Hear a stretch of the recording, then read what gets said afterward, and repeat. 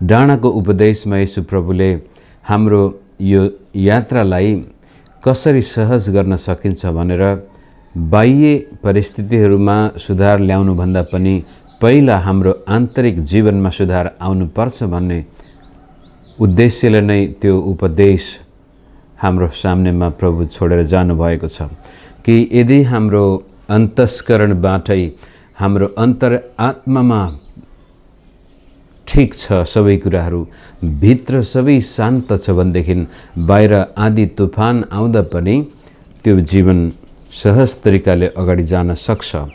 त्यही उद्देश्य अनुसार मैले हाम्रो यो बिहानको डिभोसनमा क्रमिक रूपले डाँडाको उपदेशलाई हेर्दै आएका छौँ। आज आएर जीवनको यस्तो मोडमा प्रभुले हामीलाई उभ्याउनु भएको छ जहाँ अब हामीले दुष्ट मानिसको प्रतिकार अथवा प्रतिशोधको आत्मालाई हामीले जीवनमा ठाउँ दिनु हुँदैन भन्ने शिक्षा प्रभु हामीलाई दिन चाहनुहुन्छ।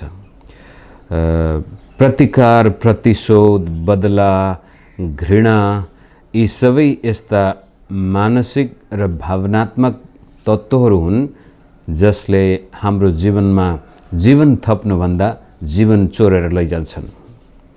त्यही कुरोलाई अब आउनुहोस् हामी यो मत्ती 5:38बाट म पढ्छु। यहाँ आज 5 अध्याय सिद्ध्याउँला भनेको तरै पनि ती दुईटा महत्त्वपूर्ण विषय अन्तिममा राख्नु भएको छ प्रभुले। त्यसले गर्दाखेरि म आज 42 पदमै रोक्ने प्रयास गर्नेछु।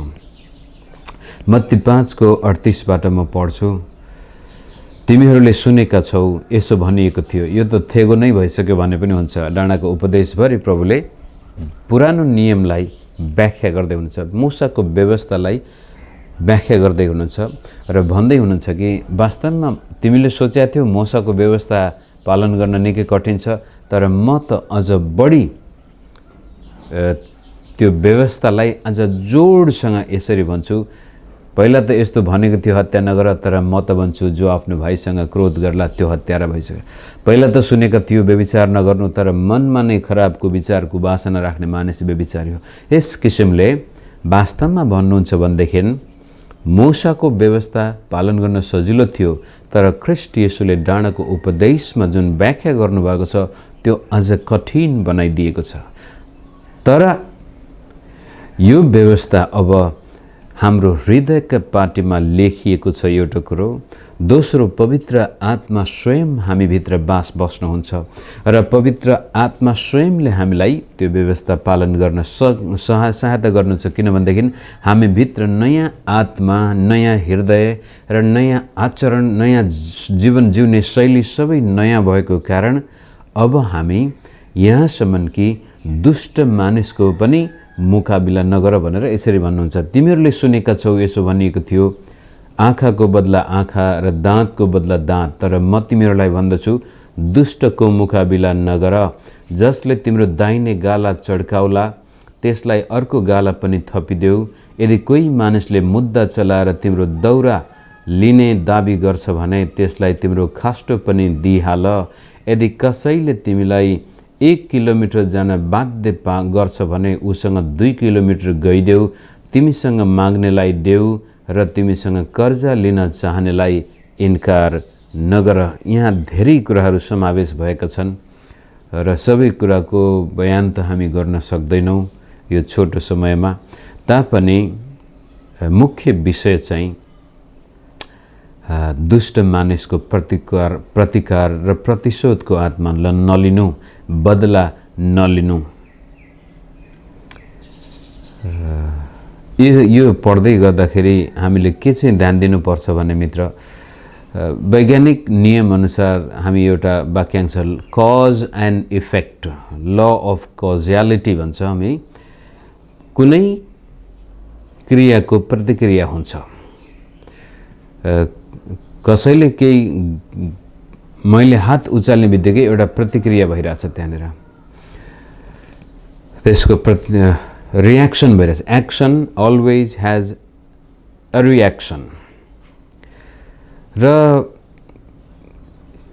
यो चार्ल्स स्विन्डल भन्ने व्यक्ति प्रभुको दासले भन्ने गर्नुहुन्थ्यो पहिलादेखि नै, र पछि अरू मानिसले पनि भनेका छन् कि मानिसको जीवन विशेष गरी आत्मिक जीवन र नैतिक जीवनको कुरो गर्दाखेरि र आफ्नो एउटा सुखी जीवन दुखी जीवनको कुरो गर्दाखेरि पनि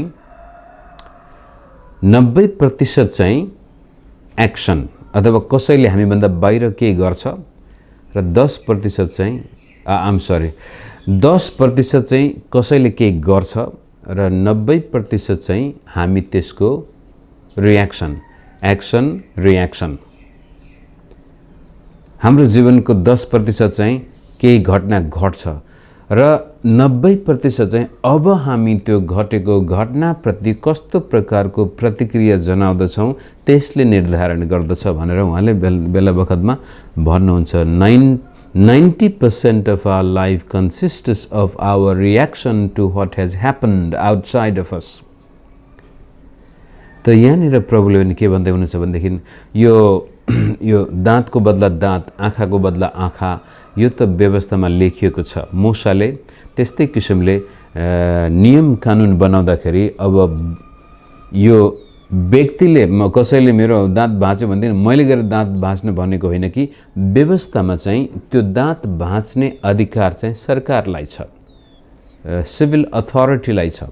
जसै इजरायली जाति एउटा राष्ट्रमा परिणत हुँदै थियो भने त्यो राष्ट्रको नियम कानुनमा आउँदछ यो दाँतको बदला दाँत आँखाको बदला आँखा।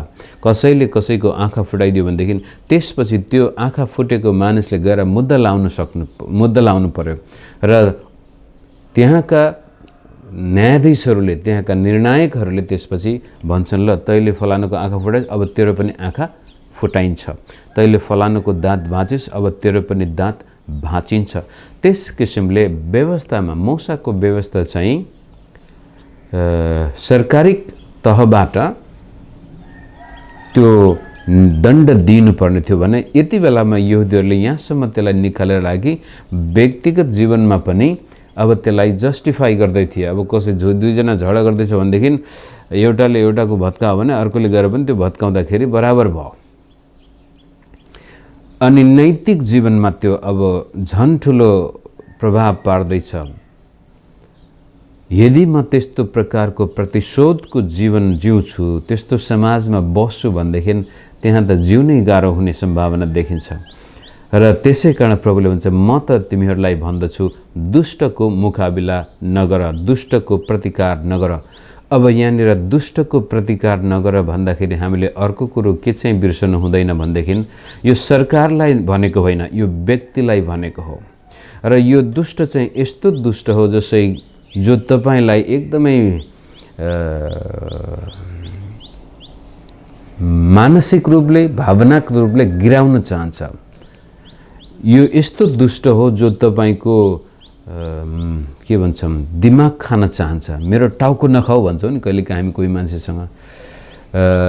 तपाईको विरुद्धमा यसले यस्तो प्रकारको वातावरण सिर्जना गर्दछ। तपाईको खिल्ली उडाएर हुन्छ कि, तपाईको बेइज्जत गरेर हुन्छ कि, तपाईको चरित्र हत्या गरेर हुन्छ कि, समाजमा तपाईको कुरा काटेर हुन्छ कि, यो सायद तपाईलाई यसले वास्तवमा सिधै आएर दाँत फुटाउन खोजेको त होइन, आँखा फुटाउन खोजेको होइन होला, तर तपाईको मानसिक तनाव उत्पन्न गराएर खिल्ली उडाएर अनि त्यसपछि यदि कोही मानिस जसले तिम्रो दाहिने गाला चड्काउला त्यसलाई अर्को गाला पनि थियो। यो पनि साँच्चै कसैले आएर तपाईलाई भौतिक आक्रमण गर्छ भने त्यसलाई चुप लगाएर बसिराख भन्न खोजेको होइन। यहाँनिर कतिखेर गल्ती नगर्नु होला। कसैले आएर तपाईलाई लौरोले चाहिँ टाउकोमा हिर्काउँदाखेरि यता हिर्काउनु ल यता पनि हिर्का भनेर बस्न भनेको होइन। गालामा चड्काउनु भनेको त्यो बेलामा बेइज्जत गर्नु हो। अहिले पनि त हामी थाहा छ समाजमा कसैले गाला चड्काउनु भनेको त्यसलाई चाहिँ बडो बेइज्जत गर्नु। यहुदी परम्परा अनुसार विशेष गरी गाला चड्काउनु चाहिँ बेइज्जत गर्नु। अनि यसरी र यसरी दुईतिरै हान्यो भनेदेखि यो के भन्छ हत्केलाले अगाडिबाट गाला चड्काउनु एक किसिमको बेइज्जत हुन्थ्यो भने पछाडिबाट यसरी पनि चड्काउनु चाहिँ त्यो दोब्बर बेइज्जत हो। त्यो चाहिँ कसैलाई अपमान गर्नु परेको खण्डमा गालामा चड्काएर यसरी पनि चड्कायो भने झन् बढी बेइज्जत दोब्बर बेइज्जत हो। कसैले तिम्रो बेइज्जती गर्न चाहन्छ, कसैले तिम्रो बदनाम गर्न चाहन्छ, कसैले तिम्रो नामलाई माटोमा मिलाउँदैछ भनेदेखि त्यसको बदला, त्यसको पछि नलाग, त्यसको प्रतिकार पनि नगर। कसैले गाली गर्दैछ भने तिमी पनि गएर त्यसलाई गाली नगर। तिम्रो बेइज्जत गर्दैछ भने तिमी पनि गएर बेइज्जत नगर। यो एउटा इमोसनल लेभल, नैतिक लेभलमा आएर प्रभुले कुरा गर्दै हुन चाहन्छ, त्यो बुझ्नु होला। हुन त यो रवि जखरा भन्ने प्रभुका दास जो केही महिना अगाडि स्वर्ग जानुभयो, उहाँले बेला बखतमा एकजना इस्लामिक विद्वानले गरेको घटना बताउनुहुन्थ्यो। मलेसियाको एउटा विश्वविद्यालयमा यो दक्षिण अफ्रिकाको प्रख्यात मुसलमान विद्वान अहमद दिदात भन्ने व्यक्ति त्यहाँनिर आफ्नो लेक्चर दिँदै थियो। दिँदै जाँदाखेरि त्यसपछि क्वेसन आन्सरको समयमा, प्रश्न सोध्ने बेलामा त्यस्तै किसिमले एउटा, अनि त्यो आफ्नो लेक्चरमा क्रिस्चियन विश्वासको बेइज्जत गर्नसम्म गरेको थियो त्यो व्यक्तिले। अनि एउटा त्यही विश्वविद्यालयमा पढाउँदै गरेको प्रोफेसरले चाहिँ, सर तपाईले ठिक छ, इस्लामको पक्षमा तपाईँ हुनुहुन्छ, त्यसमा कोही प्रब्लम छैन, तपाईँ किन यति धेरै क्रिस्चियनहरूको बेइज्जत गर्नुहुन्छ, बाइबलको बेइज्जत गर्नुहुन्छ भन्दाखेरि, किनभने तिमीहरू बेकुब हौ, तिमीहरू बेइज्जत गर्ने खालकै व्यक्ति हौ, तिम्रो बाइबल, तिम्रो शिक्षा व्यवहारमा उतार्न सकिने खालको छँदै छैन। अनि तिनले भने कसरी त्यस्तो भन्नु, म एउटा क्रिस्चियन हुँ, मैले मेरो प्रभुलाई विश्वास गरेको छु, म बाइबलमा विश्वास गर्छु, मैले बाइबल मेरो जीवनमा उतारेको छु भन्दाखेरि, साँच्चै हो, यहाँ आऊ, माथि आऊ, म तिमीलाई देखाउँछु कि कसरी तिमी एउटा बाइबलमा विश्वास गर्न नसक्ने व्यक्ति हो, तिम्रो बाइबल व्यवहारमा उतार्नै सकिँदैन, म प्रमाणित गर्छु, तिमी माथि आऊ त भन्दाखेरि ती प्रोफेसर पनि स्टेजमा जानुहुन्छ। हजारौं विद्यार्थीहरू त्यहाँ अडिटोरियममा बसेका छन्।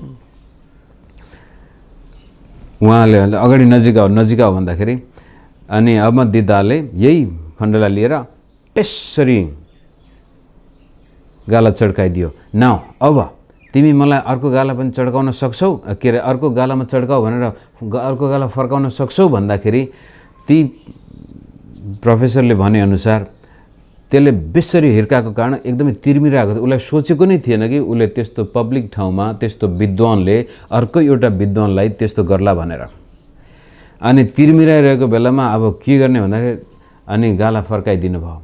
तर यो दिदात भन्ने व्यक्तिलाई कसो लागेछ, हैन त्यसो नगर, म अर्को कुरो त्यही ठाउँमा अर्को पनि भनेको छ, तिमीहरूले कसैको दाउरा लिन चाहन्छ भनेदेखि सुरुवाल पनि देऊ भनेको छ, ल तिम्रो सर्ट फुकाल त।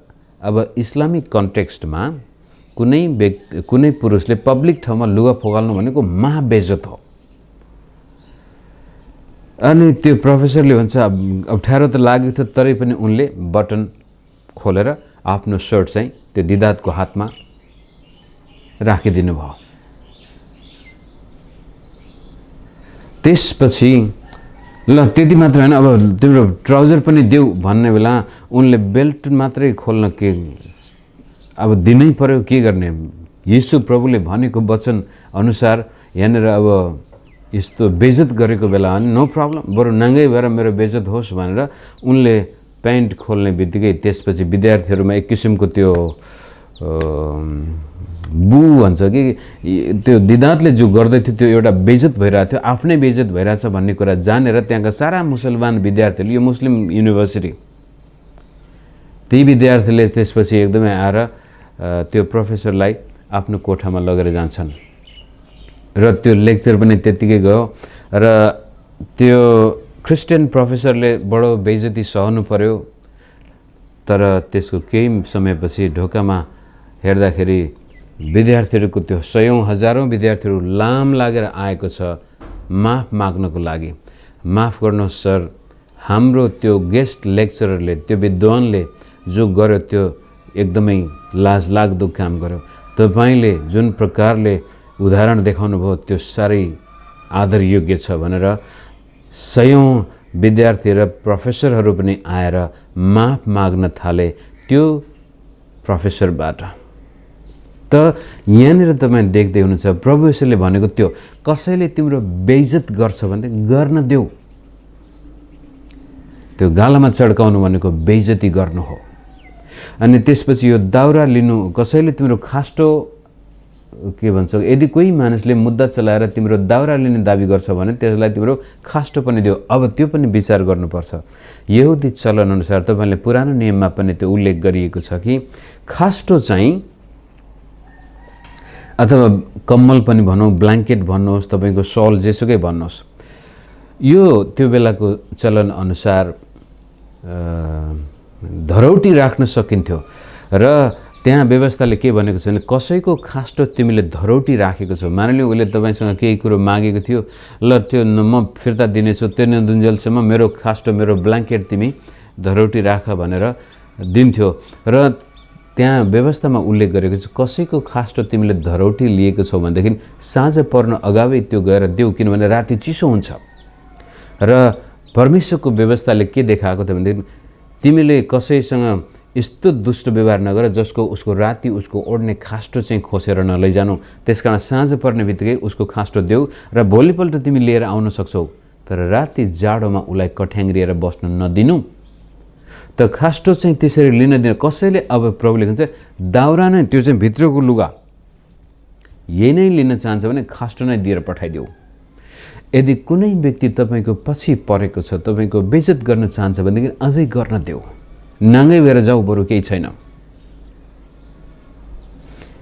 यस्तो खालको दुष्टता, यस्तो बेइज्जत गर्ने मानिसको प्रतिकार नगर भन्नुभएको हो प्रभुले।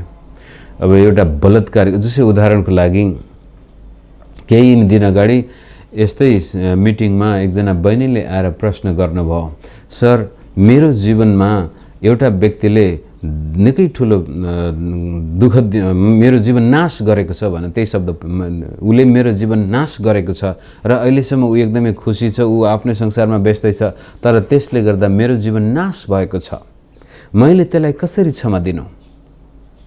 अनि मैले भने बहिनी, यदि कुनै बलात्कारी छ, तपाईलाई कसैले आफ्नो जीवनको सबै कुरा लुटेर गएको छ भने त्यसलाई तपाईले त्यत्तिकै छोड्न मिल्दैन।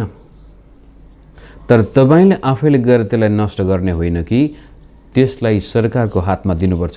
बदला दिने काम परमेश्वरले अहिले सरकारको हातमा लिएको छ। दुष्ट मानिसलाई हामीले त्यत्तिकै क्षमा दिनुपर्छ, त्यसलाई कुनै वैधानिक हिसाबले सजाय दिनु भनेको होइन, त्यसलाई सजाय दिने सरकार छ। त्यसकारण यदि कोही बलात्कारी छ, कसैले तपाईको जीवनमा दुःख दिएको छ अथवा त्यस्तो चोट पुर्याएको छ, तपाईलाई ज्यान मार्ने धम्की दिँदैछ भनेदेखि त त्यसलाई तपाईले अदालतमा लानुपर्ने हुन्छ, पुलिसको हातमा दिनुपर्ने हुन्छ, सरकारले जिम्मा लिन्छ त्यसको। हामीले चाहिँ त्यसलाई व्यक्तिगत बदला लिनु भएन, नियम कानुन आफ्नै हातमा लिनु भएन, एउटा कुरो। अनि मैले त्यो बहिनीलाई भनेको थिएँ, बहिनी यदि त्यस्तो प्रकारको दुष्ट कार्य त्यो व्यक्तिले गरेको छ र अहिलेसम्म तपाईसँग आएर पश्चाताप गर्ने गरेको छैन, कुनै प्रकारको गरेको छैन, उल्टै तपाईको जीवनमा उसले धम्की दिँदैछ, तपाईको जीवन नारकीय बनाउँदैछ भनेदेखि त तुरन्तै गएर त्यसलाई पुलिसमा रिपोर्ट गर्नुपर्छ र त्यो व्यक्तिलाई सरकारले भोलि आजीवन कैद गर्ने हो कि फाँसी नै दिने हो कि जेसुकै गरे पनि त्यो सरकारको जिम्मा हो। तर तपाईको जिम्मा चाहिँ अब त्यसलाई क्षमा दिनु हो। अब हेर्नुहोस् है, यो बडो गजबको अप्ठ्यारो विषय छ। कुनै एउटा बालबालिकालाई कसैले बलात्कार गरेको थियो र त्यो बालिकाको जीवन अब नष्ट भयो, जीवनभरि उसको त्यो मगजमा त्यो घाउ कहिले निको नहुने, जीवनमा सधैँ भएर बाँच्नै नसक्ने बनाइदिएको हुन सक्छ भने त्यस्ता व्यक्तिलाई भोलि सरकारले समातेर आजीवन कैद र फाँसी नै दिए पनि यदि त्यो स्त्री भोलि गएर हुर्किन्छ, जवान हुन्छ, आफ्नो जीवनमा उले खुसी देख्न चाहन्छ, आफ्नो जीवनमा सफलता देख्न चाहन्छ भने त्यस्तो स्थितिमा पनि त्यो व्यक्तिलाई क्षमा दिनैपर्छ। त्यो चाहिँ आत्मिक र नैतिक नियम हो। कानुनी हिसाबले सरकारले त त्यसलाई दण्ड दिनुपर्छ, तर फाँसी नै दिइसक्यो भने पनि, मरेर गयो त्यो व्यक्ति भने पनि यदि त्यो बहिनीले त्यसलाई क्षमा दिन सकेन भने त्यो व्यक्तिले अझै पनि उसको जीवनमा अन्धकार नै ल्याएको हुन्छ। त प्रतिशोधको त्यो भित्रपट्टिबाट क्षमा दिन सकेनौँ भने त्यो व्यक्तिले हाम्रो जीवनभरि हामीलाई दुःख दिएको हुन्छ। दुष्ट मानिसको त्यसै कारण त्यस्तो किसिमको प्रतिकार नगर भन्नुभएको हो प्रभुले। सरकारले त त्यसलाई सजाय दिनुपर्छ, सजाय दिने जिम्मा परमेश्वरले सरकारलाई दिनुभएको छ। र यदि सरकारले नै के गरी सजाय दिन सकेन भने पनि अवश्य पनि परमेश्वरले आफ्नो समयमा त्यसको ठिक ठेगान लाउनु हुनेछ। अवश्य पनि यदि केही गरी यो संसारमा त्यसले मान्छेको आँखामा छारो हाल्न सक्यो भनेदेखि अनन्त संसारमा त अवश्य पनि परमेश्वरले न्याय यस्तो ठिक न्याय गर्नु नै हुनेछ। त जब क्रिस्चियनले कुनै दुष्ट मानिसलाई क्षमा दिन्छ भनेदेखि त्यसले के भन्दैछ भने म परमेश्वरको न्यायमा विश्वास गर्छु। निर्दोष मानिस है, निर्दोष मानिसलाई तपाईँले दुःख दिँदै हुनुहुन्छ र त्यो व्यक्तिले तपाईँको प्रतिकार गरिरहेको छैन, तपाईँको बदलामा तपाईँको विरुद्धमा बदला पनि लिन खोजेको छैन र त्यो निर्दोष व्यक्ति ढुक्क भएर बसेको छ भनेदेखि तपाईँ ढुक्क नबस्नुहोस्, किनभनेदेखि उसले तपाईँको मुद्दा परमेश्वरमा पुर्याइसकेको छ। र जब परमेश्वरको न्याय आउँदछ त्यो डरलाग्दो आउँछ, दुःखलाग्दो आउँछ, त्यो चाहिँ कसैले पनि थाम्न सक्दैन। सरकारले दिएको न्याय तपाईँ 10 वर्ष जेल परेर पनि फेरि निस्कन सक्नुहुन्छ होला, तर परमेश्वरको न्याय अनन्त न्याय हुनेछ। त्यसै कारण प्रभुले के भन्दै हुनुहुन्छ भनेदेखि दुष्टको बदला प्रतिकार नगर, दुष्टलाई दुष्ट व्यवहार नगर, अर्को शब्दमा त्यसलाई क्षमा देऊ, त्यसलाई बिर्सिदेऊ। त एउटा स्त्रीले कुनै पुरुषले उसको जीवन लुटेको थियो भनेदेखि पनि अवश्य पनि उसलाई अदालतमा लानुपर्छ, मुद्दा मामिला जेसुकै होस् गरोस् सरकारले। तर त्यो स्त्रीले यदि खुसी जीवन जिउने हो भनेदेखि सरकारले दिएको न्यायले मात्र पुग्दैन, त्यसलाई हृदयबाटै क्षमा दिएर परमेश्वरको आत्माले जब हाम्रो जीवनमा काम गर्दछ त्यसलाई बिर्सन सकेको खण्डमा बल्ल उसले आफ्नो वैवाहिक जीवन पनि सुख पाउँछ र छोराछोरीलाई पनि उसले माया प्रेममा हुर्काउन सक्छ। यदि कुनै स्त्रीको जीवनमा त्यस्तो भएको थियो, उसले क्षमा दिन सकेन भनेदेखि जिन्दगीभरि उसको जीवनमा अन्धकार आउँछ। त्यही कुरो प्रभुले अब यो खास्टोको बारेमा पनि कसैले तपाईँबाट के कुरा लिनै चाहन्छ नि छोडिदिनुहोस्, दिइदिनुहोस् त्यसलाई। अब मलाई थाहा छ यो गाउँमा मेरै आफ्नै बाउ र काकाको एउटा घटना मेरो छाप बसेको छ। सानो त्यो साँध सिमानाको लागि एक टुक्रा जस त्यो अलिकति बाङ्गो टिङ्गो थियो, क्या हो त्यो दाजुभाइको त्यो के मिलेन, अलिकति 1.5 हातको कुरो थियो। ओहो मेरो बाउलाई म काटिदिन्छु भनेर खुकुरी ल्याएर काका उफ्रिनु भएको थियो। जब एउटा दाजुभाइ आफ्नै रगतको नाताले त्यहाँ यो एक टुक्रा जग्गाको लागि खुकुरी ल्याएर काटिदिन्छु भनेर त्यहाँ उफ्रेको त्यो घटना अहिलेसम्म याद आउँछ। प्रभुले भन्नुहुन्छ एक टुक्रा होइन, त्यो भाइलाई पुरै अंशै दिएर पनि दाइ जान सक्नुपर्ने थियो। खुकुरी लिएर म तँलाई त्यो टुक्रा त्यो सिधा नगरिस् भन्नेलाई ल यो कितै खाइदे भन्न सक्नुपर्ने हो। त्यही भन्न खोजे प्रभुले। त्यस्तो किसिमले अनि अर्को कुरो, यदि कसैले तिमीलाई 1 किलोमिटर जान बाध्य गर्छ भने तिमी उसँग 2 किलोमिटर गइदियो। यो पनि हामीले बुझ्नुपर्ने के छ भनेदेखि त्यो बेलामा रोमी साम्राज्यले यहुदा अथवा इजरायलमाथि शासन गरेको कारण रोमी सिपाहीहरूले भारी बोक्नु परेको खण्डमा गोलीगट्ठा त त्यो बेला हुन्थेन, जे होस् अब हतियारहरू बोक्नु पर्यो, रासन पानी बोकेर जाँदाखेरि त्यहाँको रैथाने त्यहाँका जनतालाई जबरजस्ती 1 किलोमिटर जानै पर्थ्यो, बोक्नै पर्थ्यो रोमी सेनाको भारी। त प्रभुले त्यतिखेर के भन्दै हुनुहुन्छ भनेदेखि हेर म यो संसारमा रोमको विरुद्धमा लडाइँ लड्नको लागि आएको मसिहा होइन। त्यसकारण यदि कुनै रोमी सेनाले तिमीलाई 1 किलोमिटर जाने बाध्य बना बोक्दैछ, यहुदीहरू त्यो भारी बोक्नु भनेको त्यो ग्रेटेस्ट ह्युमिलिएसन, यो पनि यो बेइज्जत हो। शत्रुको भारी बोकिरहेछ, जुन शत्रुले गालामा चड्काइरहेछ, बेइज्जत गरिरहेछ, त्यसैको भारी बोक्नुपर्ने। जुन कुरो हामी येशू प्रभुलाई क्रुसमा झुन्याउन बेलामा पनि देख्दछौँ, प्रभुले आफ्नो क्रुस बोक्न नसकेपछि रोमी सिपाहीले आफूले बोक्नुको सट्टामा जब त्यो कुरेनीको सिमनलाई आएर बोक्न लगाएको छ। त्यस्तै किसिमले रोमी सेनाले पनि यहुदीहरूलाई आफ्नो भारी बोक्न लगाउँथ्यो र नियम नै बनाइदिएको थियो 1 किलोमिटर त बोक्नै पर्ने, त्यसपछि अर्को व्यक्तिले आएर बोकेर लानुपर्ने। प्रभुले भन्छ एउटा रोमी सिपाहीले तिमीलाई 1 किलोमिटर जाने भन्छ भने 2 किलोमिटर गइदेऊ।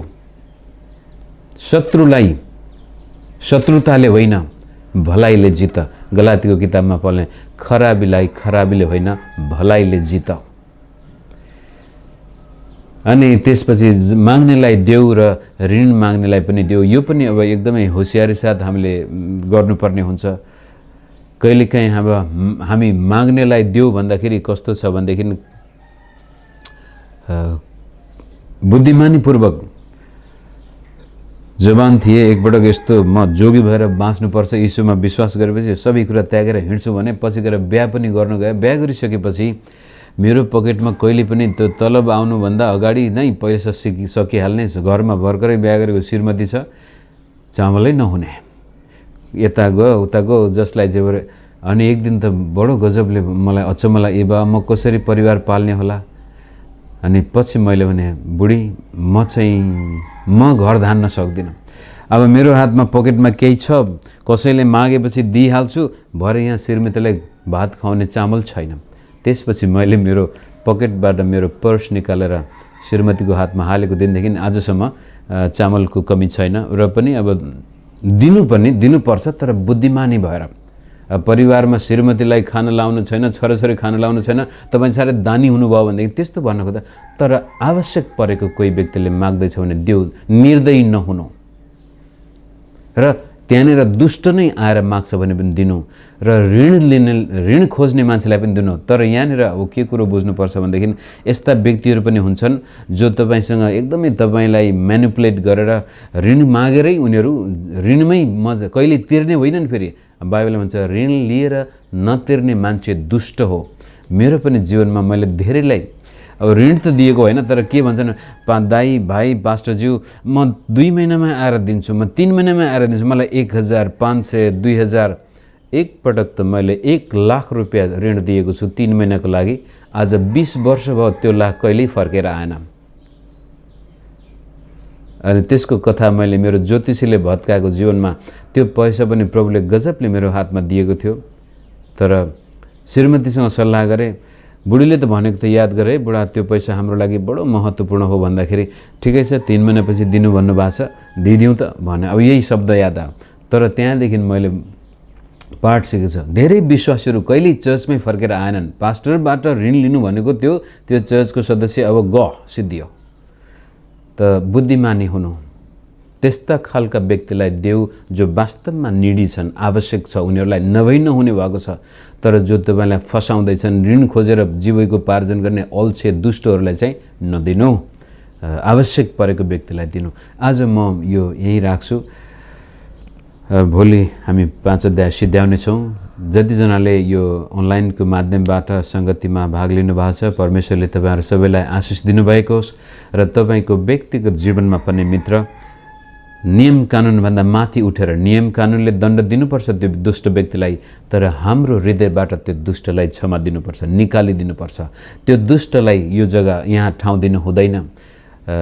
किनभने दुष्टको प्रतिकार हामी गर्दैछौँ भने त्यस्तै प्रकारको प्रतिकार हामीतिर पनि फर्केर आउँदछ।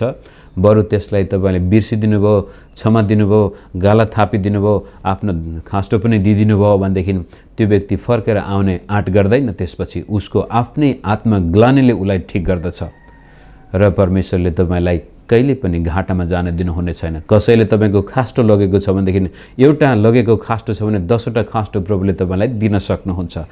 एकचोटि गालामा बेइज्जत गरिएको थियो भनेदेखि तपाईँलाई समाजमा सम्मानित गर्न, यशायाको किताबमा चाहिँ तपाईँलाई कसैले बेइज्जत गर्दैछ भने त्यसको दोब्बर सम्मान प्रभुले दिन सक्नुहुन्छ। त्यसैले कहिले पनि चिन्ता नगर्नुहोस् आफ्नो नाम बचाउनको लागि। कसैले तपाईँको बदनाम गर्दैछ भने गर्न दिनुहोस्, प्रभुले तपाईँको शुभ नाम दिनुहुनेछ। र त्यो व्यक्ति आफै आफ्नो दुष्टताको भारेले थिचिएर आफै नष्ट हुनेछ। तर तपाईँ पनि त्यस्तै हुनुभयो भनेदेखि त बराबर भयो, तपाईँ पनि दुष्ट, ऊ पनि दुष्ट। त यस्तो किसिमले डाँडाको उपदेश हाम्रो क्रिस्चियन जीवनको त्यो खडी हो। अनि यसलाई हामीले भित्रबाटै स्वीकार गर्न सकेको खण्डमा हाम्रो बाह्य जीवन पनि शक्तिशाली हुन्छ। प्रभुले आजको दिन सबैको निम्ति आशिषमय बनाउनु भएको होस्। जतिजना साँझ सुत्ने तर्खरमा हुनुहुन्छ, प्रभुले मिठो निन्दा दिनुभएको होस् भन्दै बिदा हुन्छु। जय मसीह।